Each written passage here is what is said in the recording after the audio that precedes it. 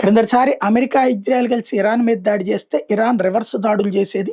మొత్తం గల్ఫ్ దేశాల మీద పడేది. అప్పట్లో కువైట్ దగ్గర నుంచి, ఖతార్ దగ్గర నుంచి, సౌదీ అరేబియా, దుబాయ్ ఇట్లా అన్నిటి మీద పడేది. ఇప్పుడైతే బహ్రెయిను మీదన ఎక్కువగా పడుతోంది.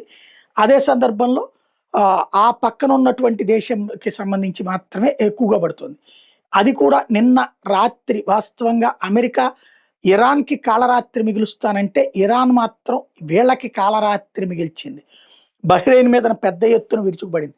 అక్కడున్నటువంటి ఎయిర్ డిఫెన్స్ సిస్టమ్స్‌ని ధ్వంసం చేశామని చెప్తే, ఇరాన్‌కి సంబంధించినటువంటి క్షిపణుల్ని, ఇరాన్‌కి సంబంధించినటువంటి డ్రోన్‌లని మేము డిఫెన్స్‌లో కంట్రోల్ చేశామని చెప్పి బహ్రెయిన్ చెప్తోంది. ఓవరాల్‌గా ఇరాన్ అయితే సౌదీ అరేబియా జోలికి, దుబాయ్ జోలికి ఈ దఫా పోవట్లేదు. కువైట్ గాని ఇట్లాంటి వాటికి ఈ 1, 2 దేశాల మీద మాత్రమే పోతుంది. మరి వీళ్ళ దగ్గర నుంచి ఏమైనా కప్పం వసూలు చేస్తుందా? అంటే ఓ తరహా రౌడీ మామూళ్ళు ఏమైనా వసూలు చేస్తుందా? లేదా వీళ్ళని ఇంకేం చేస్తాంలే అని కొత్తగా ప్లాన్ చేస్తుందా? భవిష్యత్తులో తేలుతుంది.